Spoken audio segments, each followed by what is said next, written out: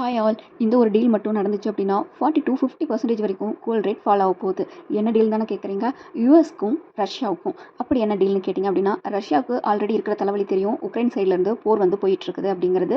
US அவங்களோட ப்ரொஃபஷனில் கொடுத்துருக்காங்க. என்ன ப்ரொபோசல் அப்படின்னா, உக்ரைன் வாரை ஸ்டாப் பண்ணுறதுக்கு ஹெல்ப் பண்ணுறதா சொல்லியிருக்காங்க. ஏன்னா உக்ரைனுக்கு சப்போர்ட் பண்ணுறதே யூஎஸ் தான். இதில் நோட்டாவும் இன்வால்வ் ஆயிருக்குன்னு எல்லாத்துக்கும் தெரிஞ்சது தான். ஸோ இது வந்து ரஷ்யாவுக்கு பெரிய ப்ளஸ் பாயிண்ட்டாக இருக்கும். இந்த ப்ரொஃபசலுக்குள்ளே அவங்க அக்செப்ட் பண்ணால். பட் யூஎஸ்க்கு என்ன ப்ராஃபிட் அப்படின்னா, யூஎஸ்ஐலேருந்து கொடுக்குற அந்த ப்ரொஃபஸரில் மென்ஷன் பண்ணியிருக்கிறது நீங்கள் டாலரில் இன்வெஸ்ட் பண்ணணும், அதாவது ட்ரேட் பண்ணணும் அப்படிங்கிறது தான் ரஷ்யா கிட்ட கேட்டிருக்காங்க இந்த டீலில். இந்த டீல் இன்னும் அஃபிஷியலாக கன்ஃபார்ம் ஆகலை. பட் இந்த டீல் கன்ஃபார்ம் ஆச்சுன்னா என்னென்ன கோல்டில் வந்து மாற்றங்கள் நடக்க போகுதுங்கிறது தான் இதில் சொல்ல போகிறேன். உங்களுக்கு தெரியும், ரஷ்யா அப்படிங்கிறது பிரிக்ஸ் நாடுகளில் அதுவும் ஒன்று. இல்லை, நமக்கு அண்டை நாடான சைனாவும் இருக்குது, நம்ம இந்தியாவும் இருக்குது. 5+ கண்ட்ரிஸ்க்கு மேலே இதில் இருக்குது. பிரிக்ஸோட மெயின் கோலே என்ன அப்படின்னா, அதாவது டாலர்லேருந்து எக்ஸிட் ஆகி கோல்டை ஒரு பேக்கப்பாக வச்சு நம்ம அதை இன்டர்னல் கண்ட்ரிஸ்குள்ளே வந்து பார்த்திங்கன்னா ட்ரேட் பண்ணுறது. இது வந்து என்னன்னா எக்கனாமிக்கல் லெவலை வந்து நல்லா பூஸ்ட் பண்ணி கொடுக்கும். யூஎஸோட டிபெண்டன்சி இல்லாமல் இந்த கண்ட்ரிஸ் எல்லாமே க்ரோ ஆகும் ஒரு பேக்கப் கோல்டோட. ஆனால் இப்போ ரஷ்யா இந்த யூஎஸ் ப்ரொஃபஸலை வந்து அக்செப்ட் பண்ணிட்டாங்க அப்படின்னா இந்த பிரிக்ஸ் அப்படிங்கிறதே டோட்டலாக டிசால்வ் ஆகும். எப்படின்னு தானே கேட்குறீங்க? ஏன்னா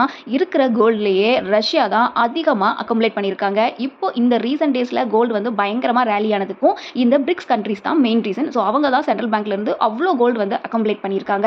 நீங்கள் கேட்கலாம், இப்போ அந்த ப்ரொஃபஸலே கன்ஃபார்ம் ஆகலையுமா, ஆனால் எப்படி கோல்டு வந்து இவ்வளோ ஃபால் டவுன் ஆகுதுன்னு? அதாவது ரீசன் பார்த்தீங்க அப்படின்னா, ஹார்மோஸ் அப்படிங்கிற அந்த வழிப்பாதையை ஈரான் அடைச்சது. அதே மாதிரி இப்போ கச்சா எண்ணெயோட தட்டுப்பாடு அப்படிங்கிறது பேரலுக்கு $150 மேலே போயிருக்கு இல்லையா? ஸோ இதெல்லாம் தான் மெயின் ரீசனாக இப்போ ப்ளே பண்ணிட்டு இருக்கு. பட் இந்த ப்ரொஃபஸல் கன்ஃபார்ம் ஆச்சு அப்படின்னா கோல்டு இதை விட பாதிக்கு பாதி வர்றதுக்கு வாய்ப்புகள் அதிகம். பட் ரஷ்யா இந்த ஸ்டெப்பை எடுப்பாங்களா? ஏன்னா யூஎஸ் எப்பயுமே ஒரு ட்ரேட் பண்ணுறாங்க, ஒரு டீல் வந்து ரொம்ப லோ மார்ஜினாக வராங்க அப்படின்னா அதுக்கு பின்னாடி பெரிய விஷயங்கள் வந்து பேக்கப்பில் வச்சிருப்பாங்க. கண்டிப்பாக இது புதினுக்குமே வந்து எல்லாத்துக்குமே தெரியும். ஸோ அவர் வந்து எடுக்கிற டிசிஷன் தான் எப்படி எந்த மாதிரி எடுக்க போறாருன்னு தெரியல. பட் அதனால தான் இப்போ நிறைய வந்து ட்ரேட் பண்ணுறவங்க வந்து ரீட்டைல எக்ஸிட் ஆகிட்டு போயிட்டு இருக்காங்க. பட் இதை யூஸ் பண்ணி நிறைய பெரிய பெரிய கம்பெனிஸ் வந்து சீப் ரேட்டில், அதாவது 16-17,000 கிட்ட இருந்துச்சு கோல்டு, இப்போ 14,000 வந்துச்சு இல்லையா? ஸோ இதை சீப் ரேட்டாக வச்சு நிறைய பேர் அக்குமுலேட்டும் பண்ணுறாங்க. ஸோ இது ரெண்டுமே நடந்துட்டு இருக்கு. இதை ஏமா எங்க கிட்ட சொல்றீங்க அப்படின்னா, ஜியோபாலிட்டிக்கல் இஷ்யூ அப்படிங்கிறத நம்ம எல்லாருமே தெரிஞ்சு வச்சுக்கணும். ஸோ ஒரு கோல்டு வாங்க போறோம்னா இன்னைக்கு கோல்டோட ரேட் என்ன இருக்குது, இது வந்து ஃபால் டவுன் ஆகுமா, இஷ்யூஸ் வெளியில் எப்படி இருக்குது அப்படின்னு தெரிஞ்சாலே நம்ம வந்து கொஞ்சம் அவேர்னஸாக இருக்கலாம். ஏன்னா ஒவ்வொரு காசுமே நம்ம கஷ்டப்பட்டு சம்பாதிக்கிறோம் இல்லையா? ஸோ அந்த காசை கரெக்டான இடத்துல நம்ம இன்வெஸ்ட் பண்ணி அதை ரிட்டர்ன்ஸ் எடுக்க தான் நம்ம ட்ரை பண்ணணும். இப்போ லாங் டைமாக நம்ம வந்து கோல்டு வாங்குறோம். இப்போ நாங்கள் 15,000 14,000 இருக்கும்போது நாங்கள் கோல்டு வாங்கிட்டோம் அப்படின்னா வரி பண்ணவே தேவையில்லைங்க.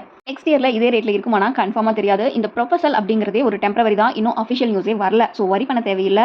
அதிகபட்சம் ஈரானோட இஷ்யூ சார்ட் அவுட் ஆயிடுச்சுன்னா அகைன் வந்து கோல்டு வந்து அதோட ரேலியை வந்து ஸ்டார்ட் பண்ணிடும். ஸோ வரி பண்ணாமல் லாங் டைமில் வாங்குறவங்க இந்த மாதிரி பிரைஸ் டிப் ஆகும்போதெல்லாம் வாங்கி வச்சுக்கிட்டீங்க அப்படின்னா உங்களுக்கு ரொம்ப பெனிஃபிட்டாக இருக்கும் இந்த ஃபியூச்சர் டைமில். கோல்டு தவிர்த்து அதர் தென் பிளான் சொல்லுங்க அப்படின்னா கண்டிப்பாக வந்து உங்களுக்கு நான் செக் அவுட் பண்ணி சொல்கிறேங்க. இஃப் நீடட் ப்ளீஸ் கமெண்ட் பண்ணுங்க. இந்த மாதிரி கோல்டு ரிலேட்டட் நிறைய விஷயங்கள் நம்ம தெரிஞ்சு வச்சுக்கணும் அப்படின்னா நம்ம சேனலை லைக் பண்ணி சப்ஸ்கிரைப் பண்ணி வச்சுக்கோங்க. Thanks all. பாய்.